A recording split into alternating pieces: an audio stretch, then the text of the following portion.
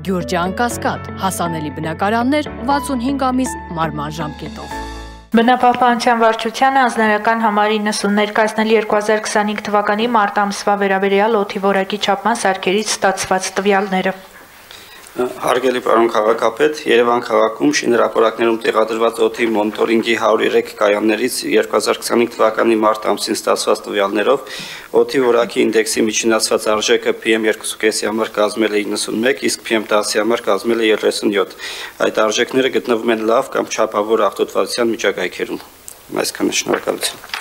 Շնորհակալ եմ, պարոն Ավետիսյան։ Մի փոքր խոսենք կրկին այս թեմայից, որովհետև հանրությանը ամենահուզող հարցերից մեկն է եղել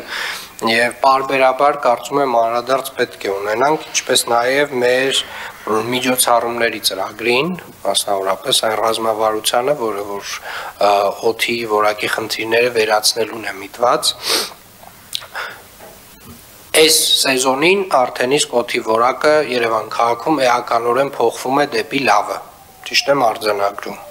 Եվ սա ցույց է տալի մեր 173 սարքերը, որոնք որ տեղադրել ենք Երևան քաղաքով մեկ։ Եվ բայց մենք ունենում ենք խնդիրներ հիմնականում ձմեռվա ամիսներին, եւ դա պայմանավորված է ինչով, պարոն Ավետիսյան։ Պարոն քաղաքապետ, ձմեռային ամիսներին մենք յուրաքանչյուր տարի ունենում ենք այդ խնդիրը, պայմանավորված եւ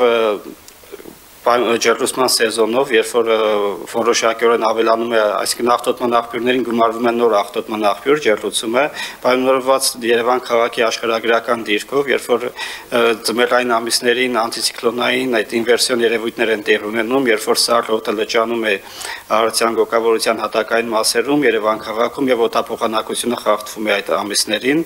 եւ պայմանավորված նաեւ Երևան քաղաքում կանաչ տարածքներում կանաչապատ գոտիներում մշտադալար տեսակների սակավությամբ, երբ որ այդ կանաչ գոտիները իրենց ֆիլտրող գործառույթը չեն իրականացնում, այսինքն քիչ են դրանով պայմանավորված եւ մեր գործողությունների ծրագրում, քարտամյա գործողությունների ծրագրում մենք նախատեսել ենք միջոցառումներ, կուզենայի տեղեկացնել նաև, որ շրջակա միջավայրի նախարարության կողմից եւս մշակվել է մթնոլորտային օդի պահպանության բնագավառում 2025-2030 թվականների համալիր միջոցառումների ծրագիրը, որը շատ համահունչ է նաև մեր առաջարկած քարտամյա ծրագրին եւ հաջորդ շաբաթ մենք հանդիպելու ենք շրջակա միջավայրի նախարարության մեր գործընկերների հետ, հասկանանք մեր միջոցառումների ծրագիրը ինչպես է գրվում կառավարության այդ որոշմամբ հաստատվող հնգամյա գործողությունների ծրագրին, որտեղ շատ գործողություններ եւ մենք ենք արտադրել եւ իրենց ծրագրում է նախատեսված եւ քանի որ հանրապետության մասշտաբով իրականացվելու են իրենց առաջարկած միջոցառումները, միգուցե ինչ-որ ձև ինտեգրվի նաև մեր քարտամյա գործողությունների ծրագիրը։ Նաև կուզենայի տեղեկացնել, որ հրապարակվել է հիդրոմետրի օդի աղտոտվածության 2024 թվականի ամփոփագիրը, որի համաձայն 2024 թվականին Երևան քաղաքում նվազել է փոշու աղտոտվածության մակարդակը համեմատած նախորդ տարիների, եւ եթե նախորդ տարիներին դիտարկվող քաղաքներում ամենաբարձր փոշու մակարդակը գրանցվում էր Երևան քաղաքում, 24 թվականին արդեն Երևան քաղաքում նվազել այդ ցուցանիշը եւ չորրորդն է այդ ցուցանիշով դիտարկվող քաղաքների մեջ։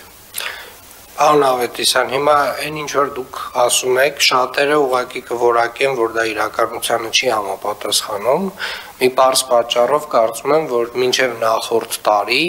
մենք այս ծավալի չափումներ օդի որակի ուղղակի Երևան քաղաքում չէինք արել։ Այսինքն այն սարքերի ծավալը եւ քանակը, որ նախորդ տարի արդեն ունեինք Երևան քաղաքում, 160-ից ավելին էր։ Մեզ հնարավորություն է տվել լայնորեն խոսել այս թեմայի շուրջ եւ իրականում այս այն ամենակարևոր, այսպես ասած, դիագնոստիկ փուլն ենք անցել, որտեղ որ հասկացել ենք, թե ինչ խնդիրներ ունենք։ Բայց այնուամենայնիվ նաև ձեր խոսքին եմ ուզում անդրադառնալ, որովհետև փոշու քանակը եւ օրինակ ձեր մատնանշած առաջին խնդիրը, որ ջեռուցման սեզոնի հետ է կապված, արդյոք իրար այդպես փոխկապակցված են, արդյոք օրինակ գազի սպառումը փոշու խնդրի հետ է կապված, թե դա այլ աղտոտիչ է։ Պարոն քաղաքապետ, ջերմության սեզոնին, քանի որ ոչ միայն գազ, նաև այլ վառելիք է օգտագործվում, հիմնականում մանրատիկ փոշու կամ այսպես ասած PM2.5-ի աղբյուր ջերմությունը եւս հանդիսանում է։ Ջերմությունը այդ օրգանական փոշու օրգանական ծխի մասնիկները հանդիսանում են PM2.5-ի աղբյուր եւ նաեւ դրանք, քանի որ գումարվում է ձմեռային ամիսներին օդափոխանակության խանգարումը, այդ ամենը բերում է նաև մեր սարքերի կողմից արձանագրվող PM2.5-ի մակարդակի ավելացման։ Շատ լավ, պարոն Ավետիսյան, ակնկալում ենք, որ բարբերաբար նաև միջոցառումների ծրագրի վերաբերյալ ավելի կոնկրետ եւ բովանդակային քայլերի շուրջ պետք է այստեղ զեկույցները սկսենք լսել, իհարկե շրջակա միջավայրի մեր նախարարության մեր գործընկերների հետ, երբ որ արդեն ամփոփեք, դրանից հետո արդեն կոնկրետ քայլերով, կոնկրետ ժամկետներով։ Շատ բարի։